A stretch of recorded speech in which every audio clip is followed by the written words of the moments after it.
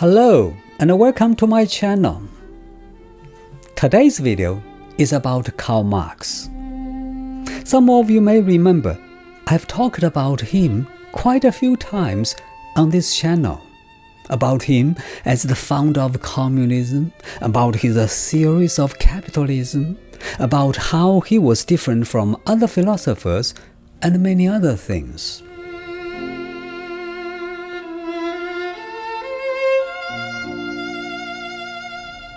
But today, I'm going to talk about his life with a focus on how he was under different kinds of influence and how he became a Marxist philosopher. By the way, this video is partially based on my published book, Essentials of World History. If you are new to this channel, my name is Frank Zhu, and I'm a college professor teaching sociology, history, and philosophy. I'm also an award-winning landscape photographer.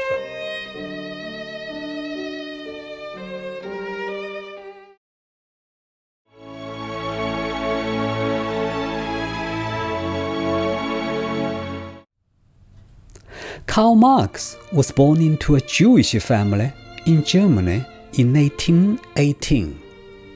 But the Jewish family backgrounds did not seem to have any impact on Marx as he was growing up. Actually, his father, who was a respected lawyer, eventually distanced himself from the local Jewish community and changed the family name from a Jewish name to Marx, which sounds more German.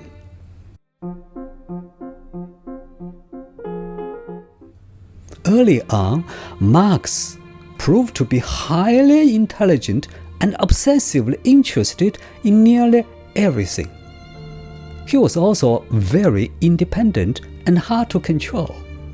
At 17, Marx entered the University of Bonn to study law, as his father had wished. However, in addition to his studies, he enjoyed himself writing romantic poems, socializing, spending more money than he had, even fighting in a duel, not to mention getting arrested once for disorderly conduct. His conventional father was, of course, not at all happy with his son's behavior and insisted that Karl transferred to the more serious and more prestigious University of Berlin.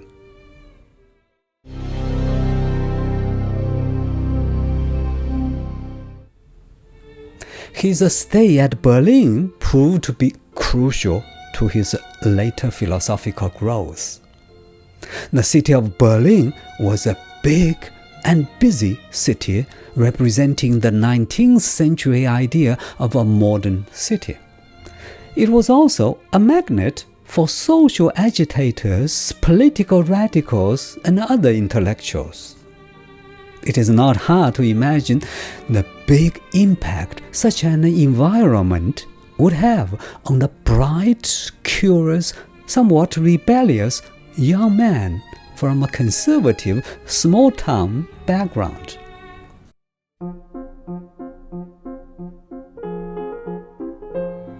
As a young student at the University of Berlin, Marx was clearly influenced by a great German philosopher, Friedrich Hegel, who once worked as the chair of philosophy for over a decade.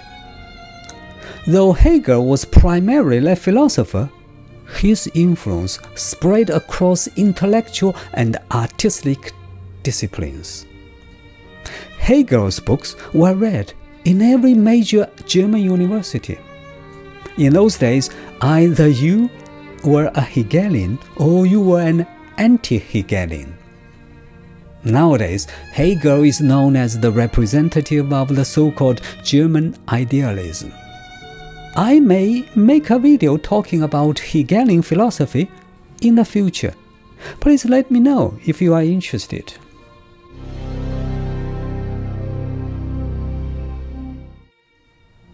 Anyway, the young Karl Marx was deeply influenced by Hegel. For example, Marx's view of history which came to be known as historical materialism, is very much influenced by Hegel's claim that history was a rational process and that it moved towards a specific condition. To a large extent, you can say, Hegel's influence was the reason why Marx gave up the study of law and turned to studying philosophy.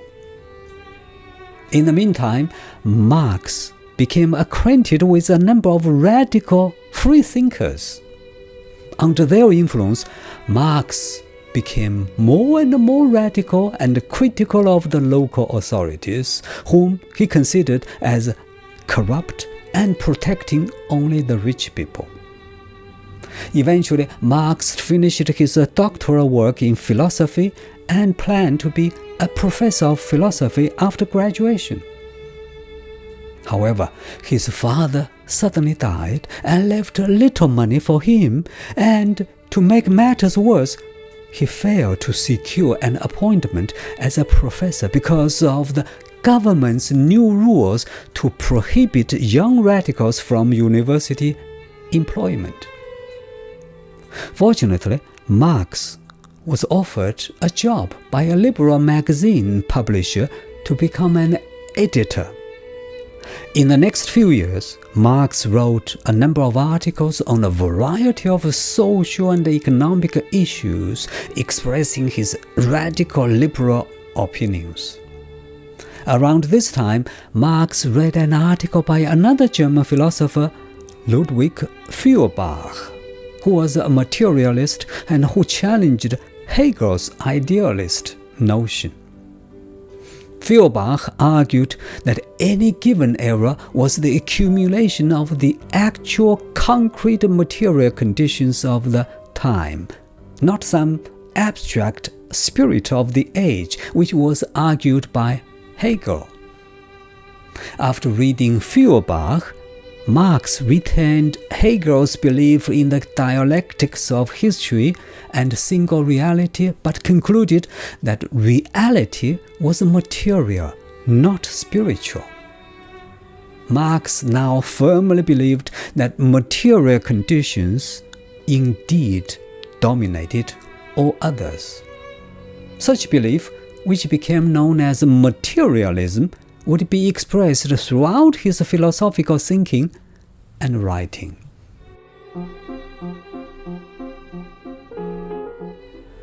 In 1843, Marx married a girl by the name Jenny von Westphalen, who was born in an aristocracy family and who was a childhood playmate of Karl Marx.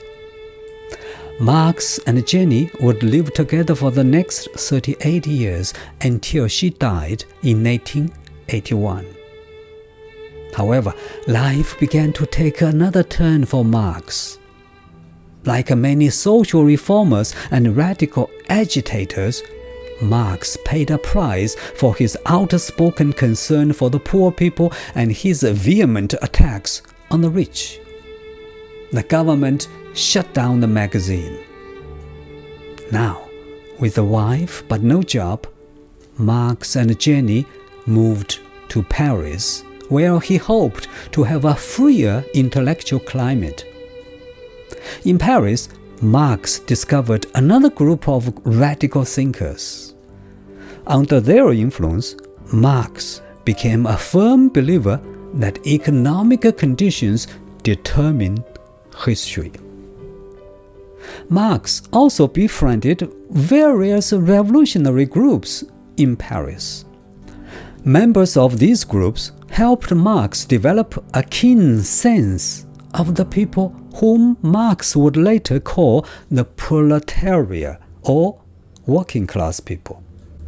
It was around this time that his own philosophy began to take form and develop.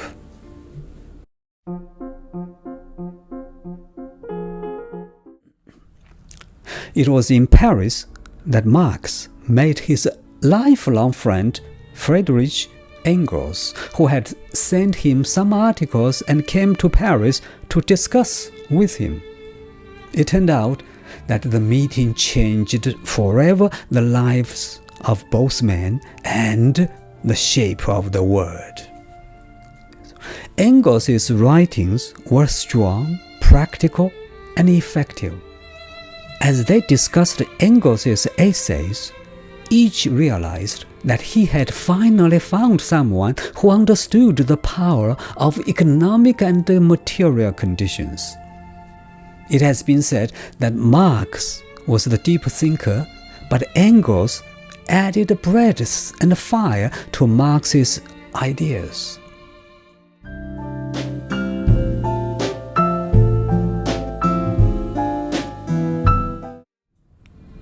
Engels had a gift for acquiring the hard facts Marx needed to support his philosophical arguments and for making his often difficult and obscure thinking easier to follow.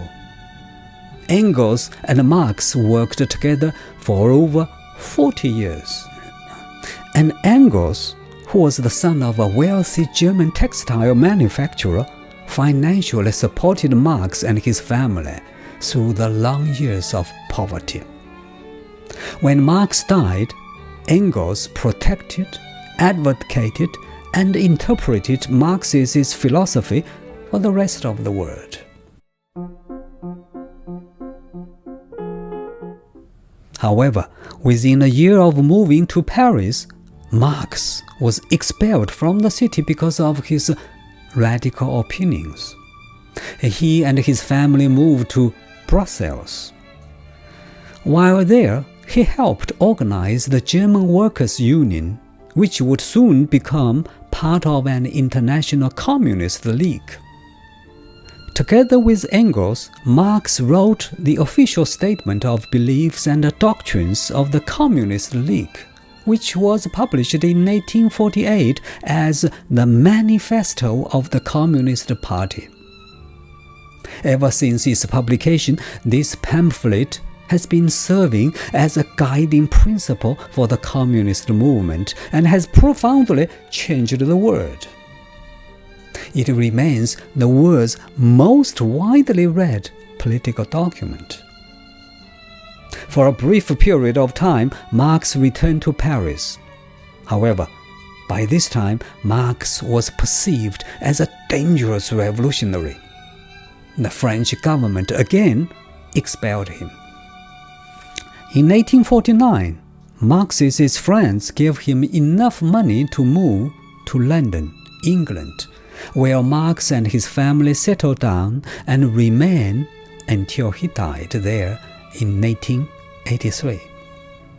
For 10 or so years, Marx spent long days in the reading rooms of the British Museum doing research and mostly writing. After returning home, he often continued working late into the night. In London, the family was living in poverty. As a matter of fact, the family lived in such poverty that their 2 sons and a daughter died in childhood because of malnutrition.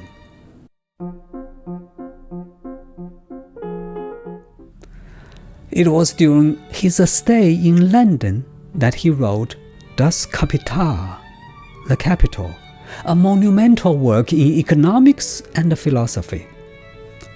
The first of its 3 volumes appeared in 1867. This massive work established Karl Marx's reputation as a great philosopher.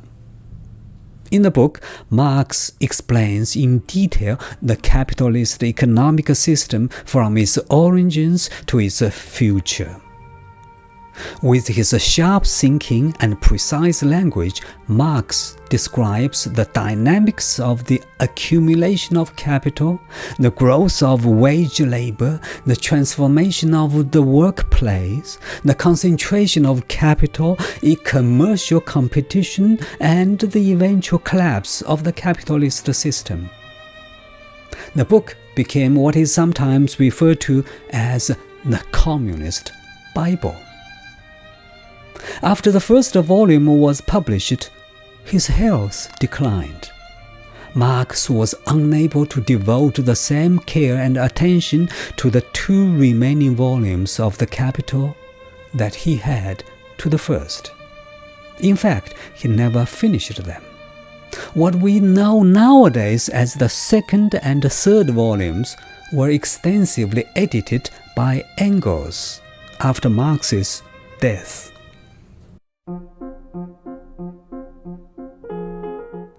On March 14, 1883, Marx was found dead, sleeping in his favorite armchair, 2 years after his wife Jenny had died. He was buried in the Highgate Cemetery, London. Though many famous people are buried there, Marx has been the most visited person, with people coming from all over the world, including myself, who admire his intellectual brilliance. The most famous words on his tombstone read, "The philosophers have only interpreted the word in various ways." The point, however, is to change it. At the funeral, his lifelong friend and collaborator, Engels, said, "Just as Darwin discovered the law of development of organic nature, so Marx discovered the law of the development of human history. The simple fact that man must first of all eat, drink, have shelter and clothing before he can pursue politics, science, art, religion, etc. His name will live through the ages, and so also will his work."